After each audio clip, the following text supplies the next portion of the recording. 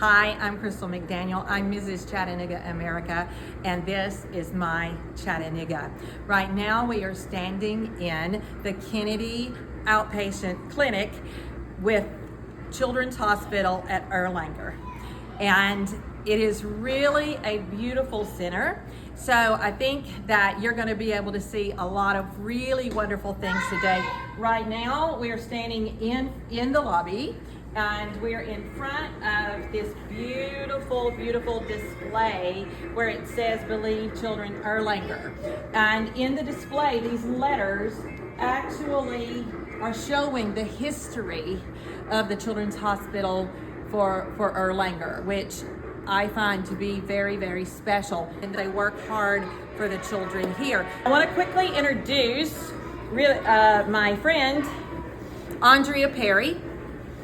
And Andrea is going to be showing us the tour. Andrea heads up the Children's Miracle Network here in Chattanooga, where they do funding to fundraise for a lot of the things that you're going to see today in this video.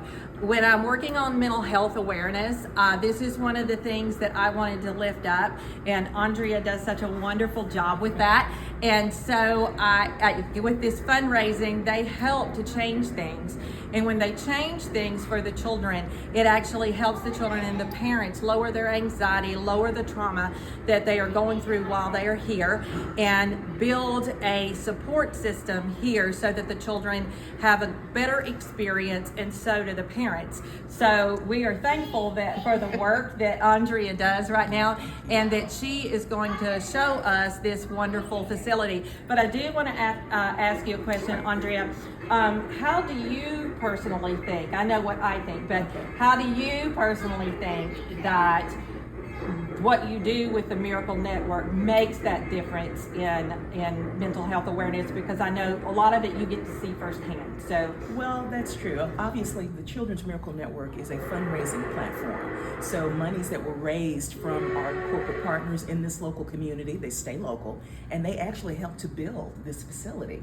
So, and that was a significant lift in bringing something to this community for so many patients and families and kids who maybe they don't need an overnight stay, per se, in the hospital. They need to come for a visit, but just the anxiety of coming for a doctor's appointment, especially if you're not sure what's wrong, and you've got to have some tests run, and people, maybe poking and prodding and asking questions.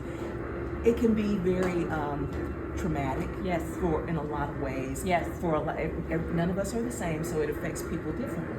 So the beauty of this place, which you'll see shortly, is that it was designed to look more like a children's museum, a fun place to come. In the background, you may hear what sounds like a choo-choo train. Yep. It is. Yeah, excellent.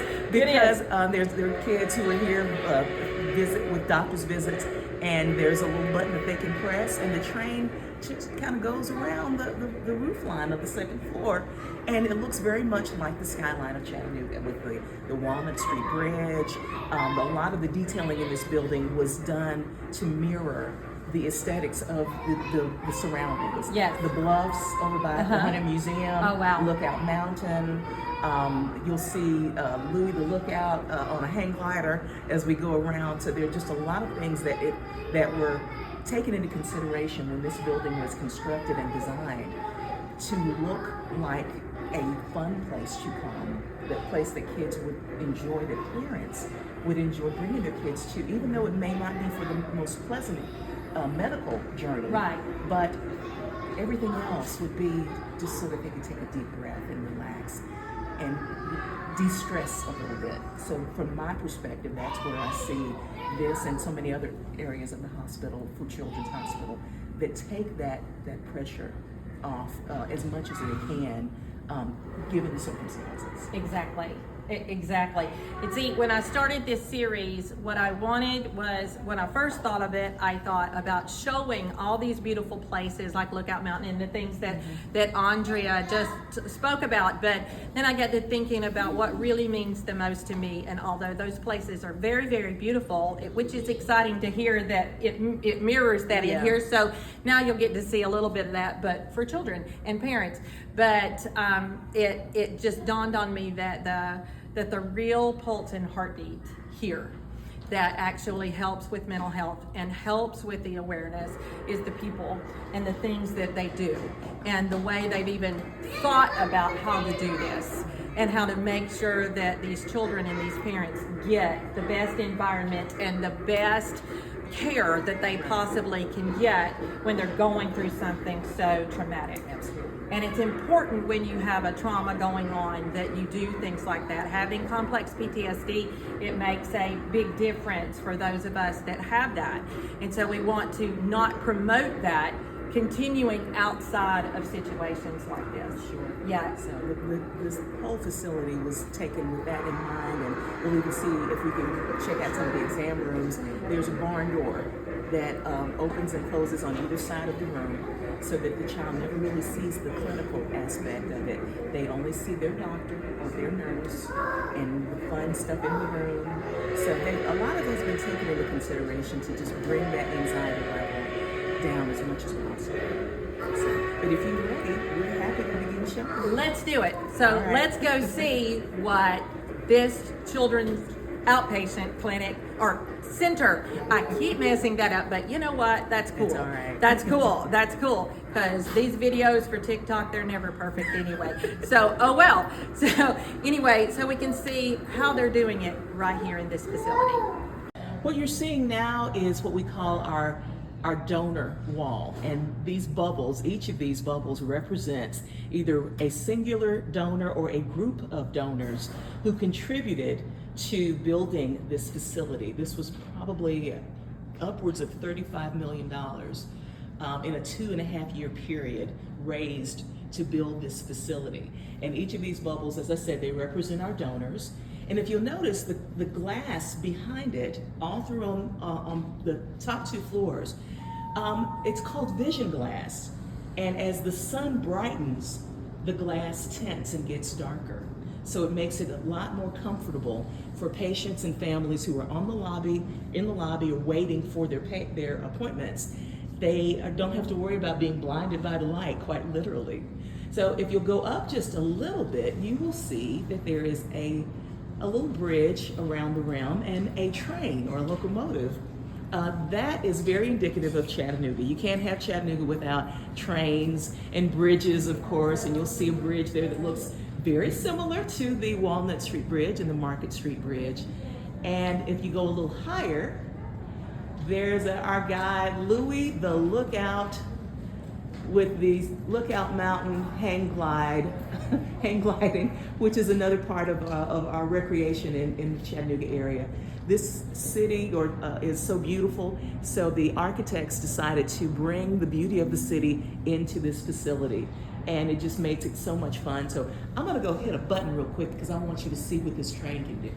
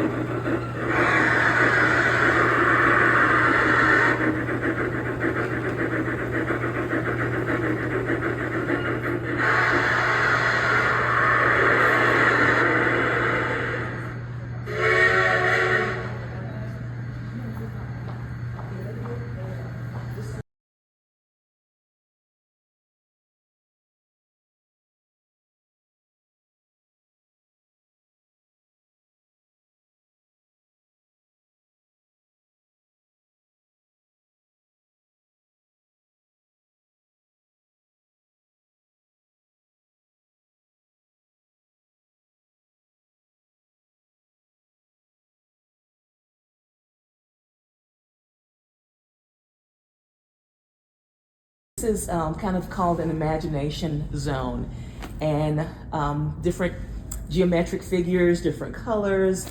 The kids can turn the lights off and on. And what's really cool about it is the dolphins. These were actually donated from the Tennessee Aquarium. Oh, And wow. they are now a part of this facility, and it just gives the kids just something else to look at and imagine and wonder. And if you'll notice, all the furnishings, everything is very kid friendly.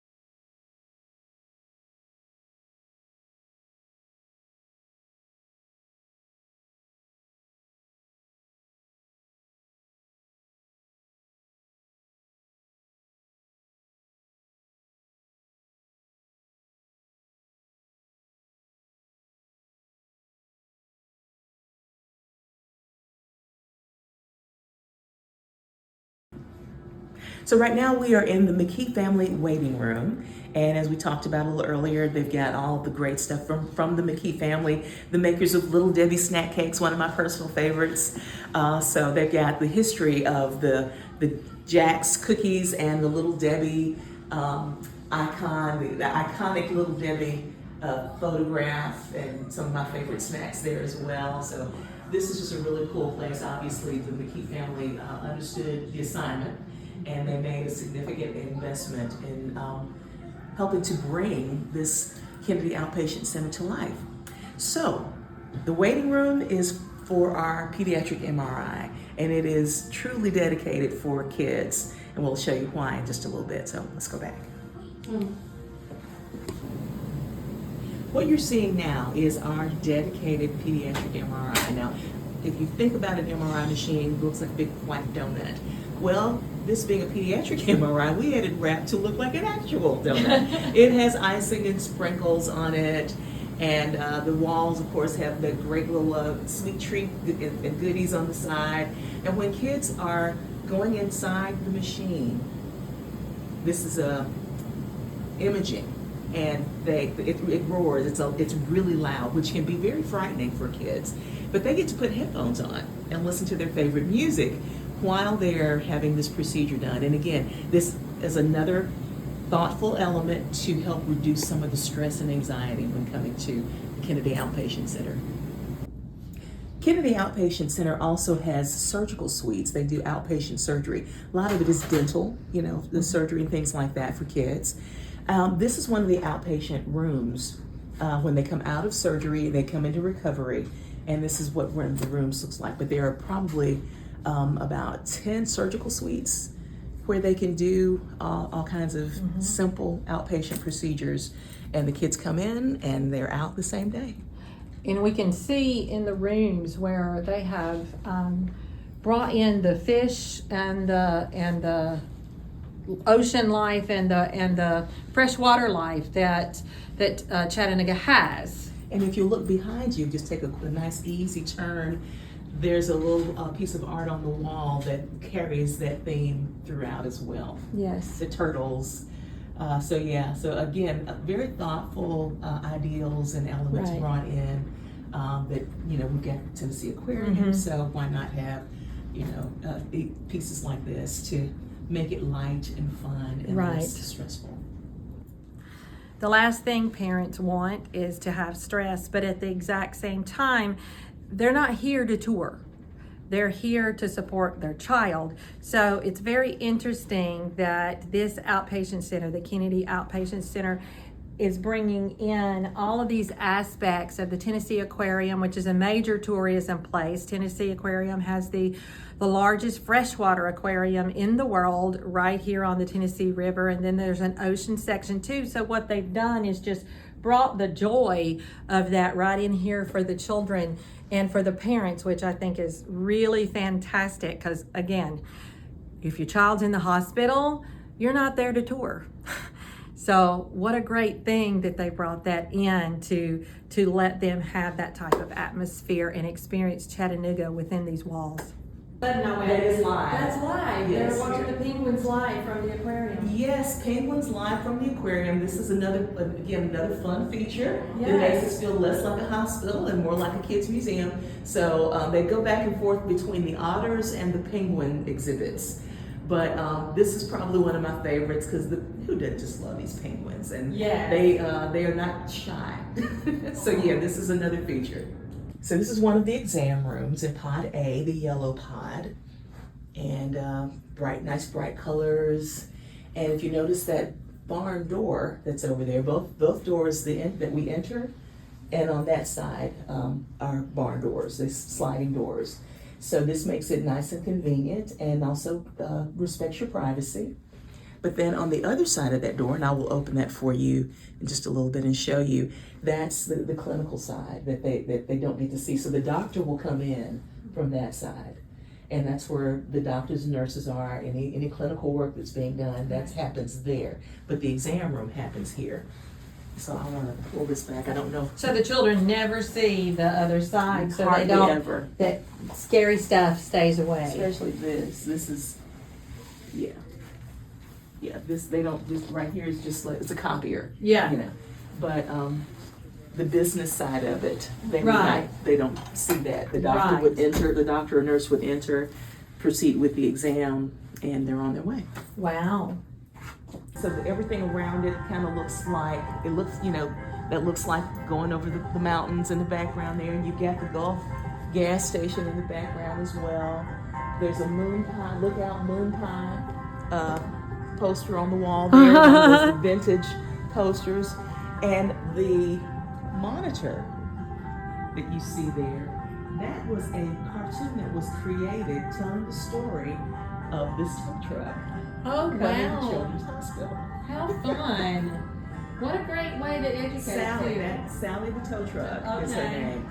And then a great way to educate. Yeah, so the kids can come and watch this video while they're waiting to go in and have their exams done. Yes. And again, like I said, just everything about this place is designed to be holistic and thoughtful and caring. So Yes.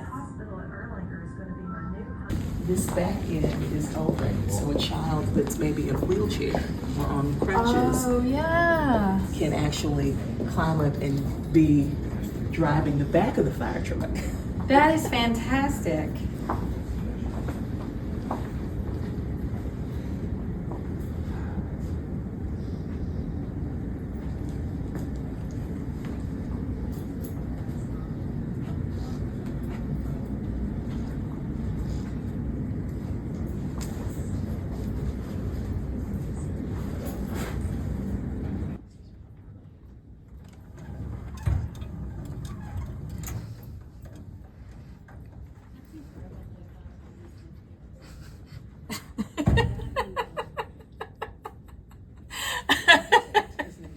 Jacob's like, something is very wrong with my mom. My son is filming today, and he says something is very wrong with my mom.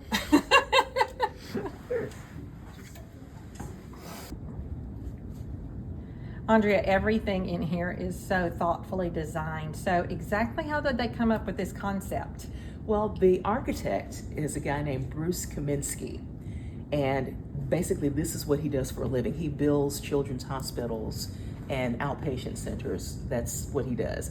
And he said that as part of the process, he goes to the city first and just really kind of lives in the city, so to speak, and to get an idea of what's important to the people in that community. Exactly. The surroundings, taking photographs, and then coming back and coming up with designs that are thoughtful, Yep.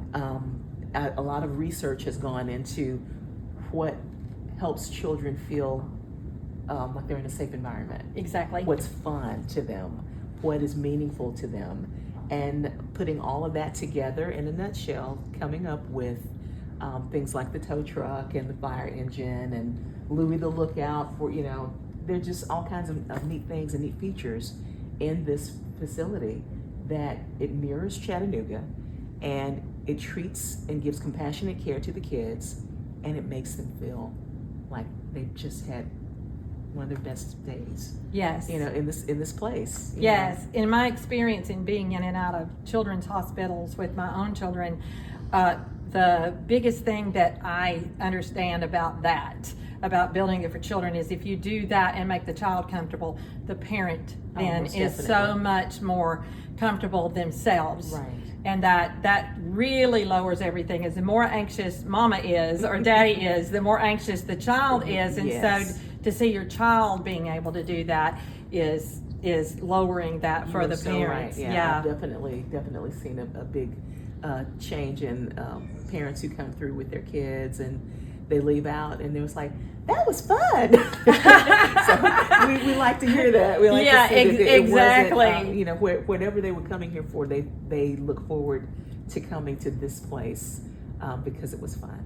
That's incredible. That's just incredible. Hi, it's me again, Crystal McDaniel, Mrs. Chattanooga America, and right now we are still in the Kennedy Outpatient Center. I got it right this time. I got it right, and Andrea's over there going, yes, she did. I got it right this time. That's a part of the Children's Hospital at Erlanger. So, and I did that one too. How about that? Okay, so I'm here with, right now, I am here with Dr. Peggy Wilkins, and she is one of the child psychologists here at Erlanger, and she's here to support the children and the parents and help them through these difficult processes and to be able to learn how to cope with what's going on, especially in the very hard things that some of these children and parents are having to go through. So we're going to hear from Dr. Wilkins here on how she actually helps support the parents and the children here. So Dr. Wilkins, what actually inspired you to become a child psychologist? That's a good question. It wasn't something that I thought about initially as I was growing up, but I liked kids. Mm-hmm. So I spent a lot of time just kind of hanging out with children, babysitting when I was in high school, and did a lot of probably my friends thought I was a little bit weird because I spent a lot of time just hanging out and babysitting with other kids. And then I decided I was thinking about being a pediatrician, but then I didn't really want to go to medical school, so I thought, what can I do that will get me in the place I want to be? And I landed on child psychology, so it's turned out to be good. I've been here for almost 30 years. Wow. So. Wow, with the T.C. Thompsons and involved with that? Yep. Oh, wow, that's amazing. Okay, so you provide aid for the emotional needs of the children when they're both going through chronic and acute illnesses. That's correct? Well, that's one of the things I do. I mean, I see lots of kids that are not necessarily always chronically or acutely ill, but that is one piece. One piece of it. What's the other piece? What are some of the other pieces that you do? Well, a lot of kids that are ADHD, depressed, anxiety. Some kids that are in Department of Children's Services custody. Just kind of a wide range of clientele. Oh wow! So it's not just the kids that are like really sick that come in, correct, or on an illness basis that come into the children's thing. You have, correct, like a what would we call it, like a outward reach into the community to do absolutely. That. Mm-hmm. Okay, that's really wonderful to know. Okay, so what type of therapies do you use in order to help? Let's just use the children with the illnesses at the moment, and then you can sort of share what you might do for somebody that maybe is struggling with depression and let me ask one more question. I know I'm throwing a lot at you at the moment, but I'm thinking about teenagers too. Do you do teenagers as well? Oh, for sure. So Lots of it's a teenagers. wide range. Yes, Okay. yes, ma'am. So and what you do to help them be able to cope with the anxiety and depression, because I know it's rampant right now in young people. It is. Just for That's absolutely true. Because with what I do, I'm a professional opera singer, but I also own my own voice studio. And when I'm working with these voice students, I see anxiety that is just through the roof with them. So I'm sure you do. Yeah, I do. I do, and I've seen it grow. And I'm sure that's what you're running into. So do you mind telling us a little bit about the coping skills that you help them with, or the therapies that you do? Well, I think a variety of things. I'm not really, I don't want to say dedicated or kind of like only focused on one particular kind of therapy. Right. I mean, some things are going to be like pretty straight cognitive behavioral types of therapies. Some things with younger kids are going to be like more art, using art, using storytelling, using play therapy with younger kids. With older kids, I mean, a lot of times we're just talking about what's going on in their lives. I have actually 3 dogs, like my personal dogs that are also pet therapy dogs. Oh, wonderful. That come to my office, and so a lot of times we'll take the dogs outside and we'll walk and talk in a couple of neighborhoods that are pretty close by to here. They're really sweet neighborhoods with big houses and trees and all. And Yeah. so then we'll just kind of walk and talk. And with teenagers, that's a really nice thing to do, right? You just kind of just start talking about what's on their mind and trying to help them problem solve. Well, what can you do about the situation? What can you not do about the situation? What's in your control? What's not in your control? So I would say probably a variety of strategies. Okay, that's great. That's really, really great. What techniques do you use to help the separation anxiety when they're separated from their parents, especially when they're going through a medical like in a thing? medical Yeah. Well, a lot of times within a hospital, they're not necessarily separated from their parents, because parents are allowed to be in the hospital a lot. Okay. Right? They can sleep over. A lot of times if there's multiple family members, they can go to their mom at McDonald's house. Right? Which is right down the street. So exactly. Not necessarily a lot of separation in when kids are in the hospital. And within the hospital, there also are child life specialists. So their job is they work in the hospital, they run a playroom, they have a variety of different games and video, electronics for kids. And their job is to really help kind of normalize the hospital situation, and also to kind of walk kids through various procedures. Okay. To kind of explain, like, this is what's going to happen, this is how it's going to run, answer questions. With the younger kids, a lot of times they'll be, like using stuffed animals to, like, this is what's going to happen to you, let's do this stuffed animal. So you can kind of, as younger kids can have a better idea about what's coming up. Okay. What type of training do they obviously have to have some sort of Child life training specialists? to do? Yeah. Yeah, there are specialized training programs for child life specialists. Okay. So can you give us a little overview about what that training might be for them? Well, I'm sure it has to do with, they have to learn kind of child development, Mm-hmm. kind of what is expected development. They're going to learn a lot about hospital procedures. Because they're working in a hospital, so they need to kind of know what is happening in a hospital. And they're going to learn a lot about probably just kind of calming and self-soothing types of strategies that kids can learn in a hospital. It sounds like that this place, specifically TC Thompson's, it sounds like they're doing a really good job I think so. actually support that mental and emotional health for sure. the children.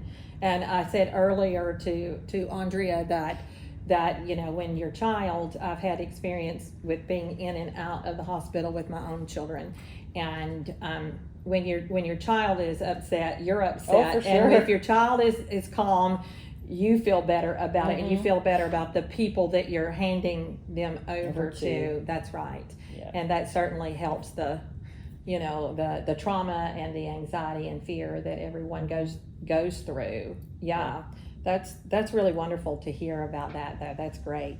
When a child develops PTSD from a traumatic medical experience, or even a traumatic life experience, it could be, when you're talking about the depression or the ADHD or whatever they're going through, what do you find helpful to teach and support the child to develop good coping skills? Right. What do you find? Well, I think that partially depends on number one, the age of the child. Mm-hmm. You know, we're talking between 4 and 14 is a big range, or 18 or whatever the age range is. And part of it also really depends on kind of like their social support, right? So sometimes kids that have really good support, it's easier for them in some ways sometimes because they have a lot of people around them kind of supporting them and holding them up.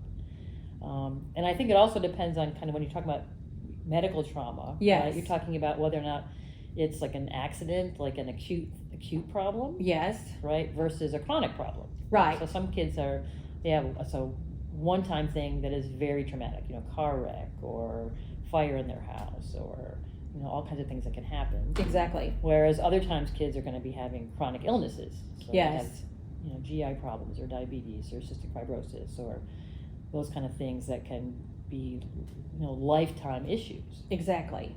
So I think part of the answer to the question really is you have to kind of individualize, right? Yes. Based on the child and their age and their support and what type of problem they're facing. Exactly. So, and I would say, you know, some of the things are a lot of what we talked about already, you know, kind of being able to help kids problem solve, being able to learn how to self-calming skills, you know, deep breathing skills, maybe a little bit of yoga or other types of things like that. And if it gets really difficult, I don't personally do like EMDR, but that's a possibility for kids that Right. are older children or young adults that have Do you do PTSD. DBT with them? Yeah. Okay. So, so it sounds like you've had some experience yourself with some types of Yes. throwing out some terminology. Yeah, DBT, just so you know, is dialectical behavior therapy. And it's really in depth, and there's a lot of things to it, but it really does teach the easiest, or some of the easy coping skills in the beginning of it that you can just sort of go to immediately, and then the more you do it, the deeper it gets, and the harder it gets to be able to do it. It's interesting because I've had teenagers bring stuff to me, like, you know, some like, you know, websites or applications or apps that they found that like, have you ever tried this one? And they'll bring it to me, and I'm like, no, I've never tried it. And, you know, tell me about it. And then it's nice to get information from them and then spread it around to other people. That's right. I said that's the one thing about, you know, Google. You can find tools a lot of times to be able to help yourself, and the apps they have now are sort of nice. Because I have one on my phone that is called I Am, and it periodically during the day, it just all of a sudden pops up, right? I know that one. Yeah, it pops up. You know, and I Am does a self-affirmation thing, and it lets you, and I usually try to speak it out loud if I think that it's a good one that applies, and sometimes I'm like, oh, okay, that one doesn't work out for her. But the ones that actually apply and actually will help me through the day, I have those pop up, and that's a really good tool that I use. Yesterday I had a really big anxiety attack, and I was using DBT like crazy. I was pulling up, I pulled up, where's my favorite place in the world? What does it look like? Because that's a quick one that they can do. I had to, you know, do that. So yeah, that's something that I'm sure you teach the young ones to be able to do. Lots of those kind of imagery types of exercises, you know, kind of self-calming exercises, and being able to just kind of talk and walk themselves through it. Right. And this is important to teach them.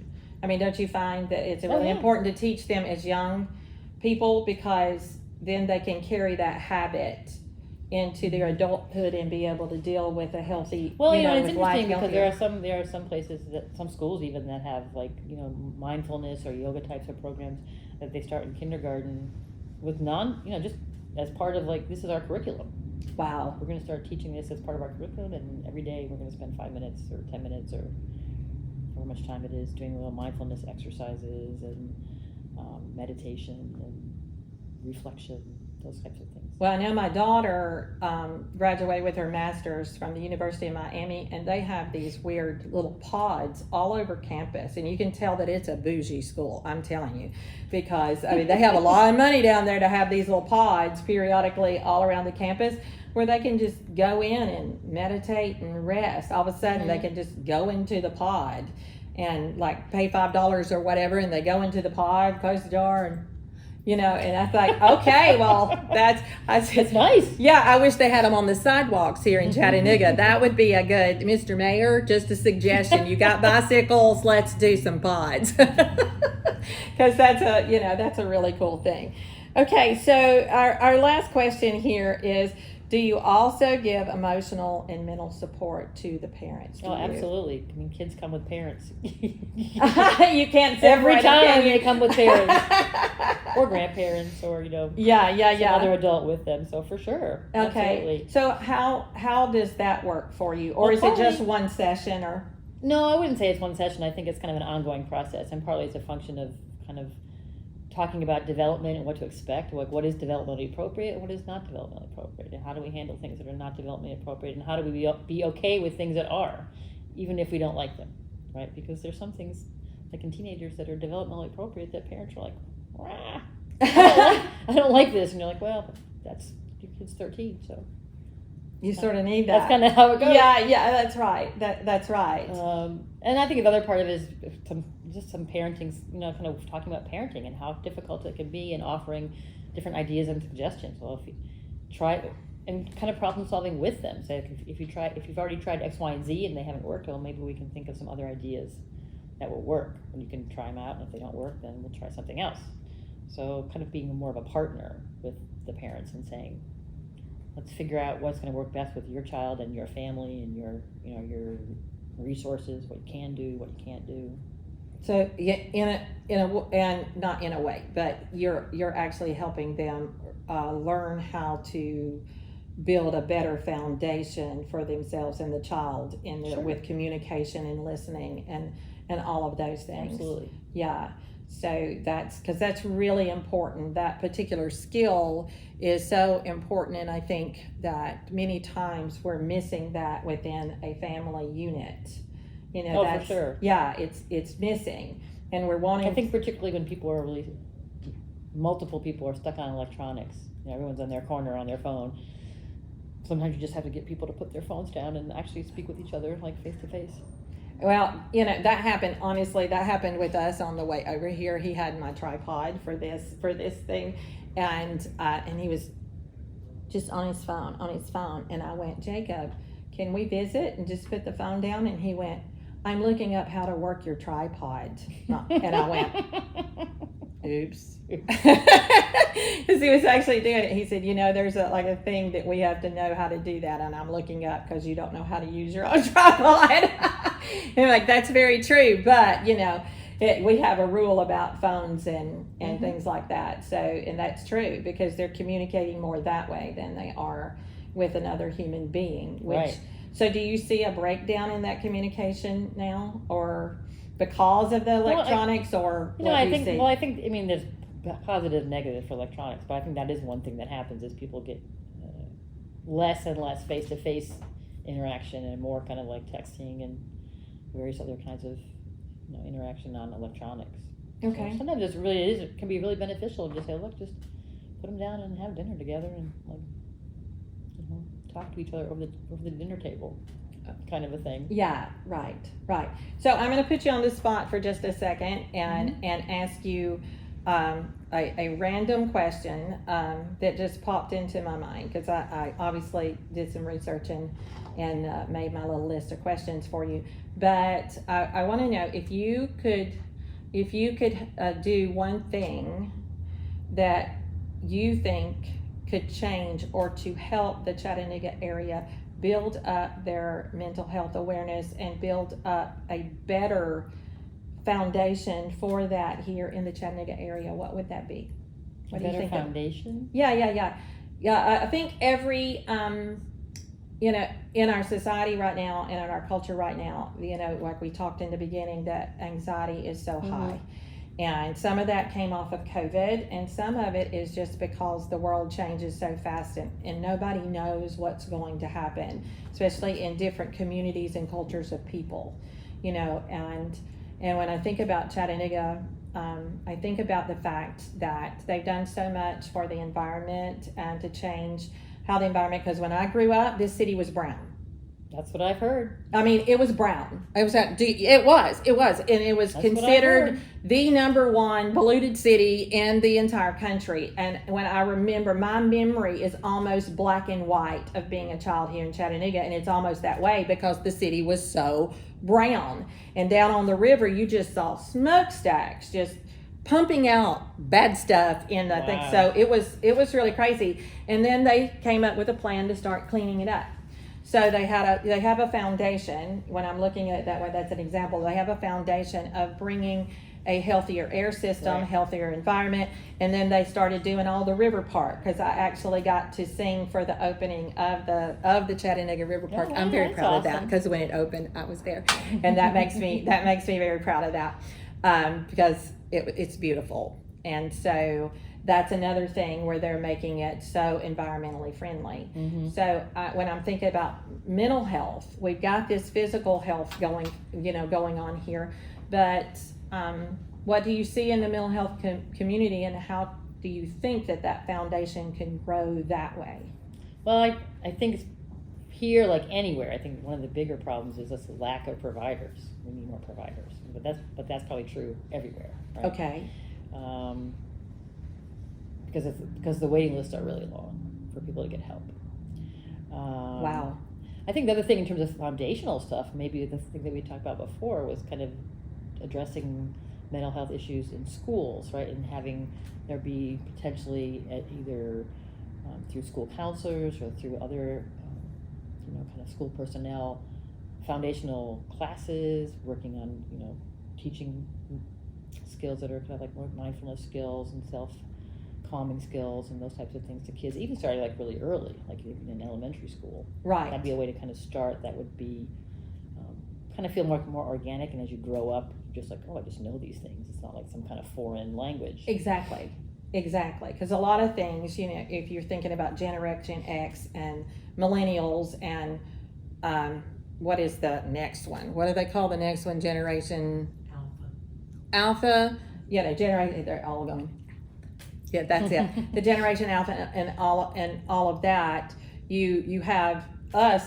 Or me, or I'm not going to speak for you, but us that are in Generation X, and honestly, you could go into the house and go, I died, and they would say, oh, get up and walk it off, so it was generational passing on, that unhealthy mental behavior, Mm-hmm. where we don't want to hear it, we're not going to talk about it, things like that. Right. Where the millennials tend to be more into the mental health and alpha, because they've got more things. So, the generational issue, you're saying that what I'm hearing you say is that when you were starting, if we had a system that could start the children there, then we can start sort of breaking down that cycle. Well, I just also think just teaching basic skills like from the get-go, right?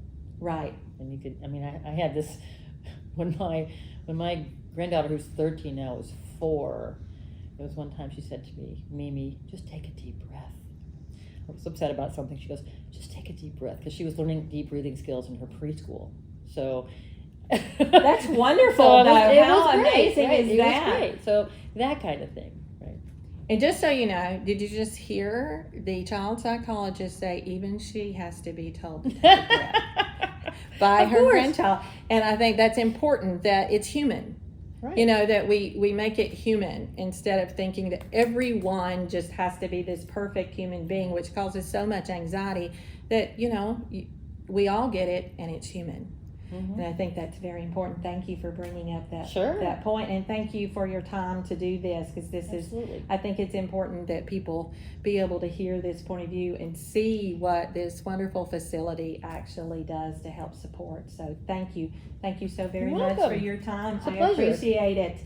Okay, everyone, we're finishing up here, and it has been wonderful. I thank my friend Andrea Perry for arranging this, and I thank you for being here. I thank my son for filming it for us today, and I thank Megan. She's part of the public relations. She doesn't want to be on the camera, but she's part of the public relations here at this facility. And I want to say to you, I'm Crystal McDaniel, Mrs. Chattanooga America. This is the heartbeat of what I like to see and how people interact. And this is my Chattanooga.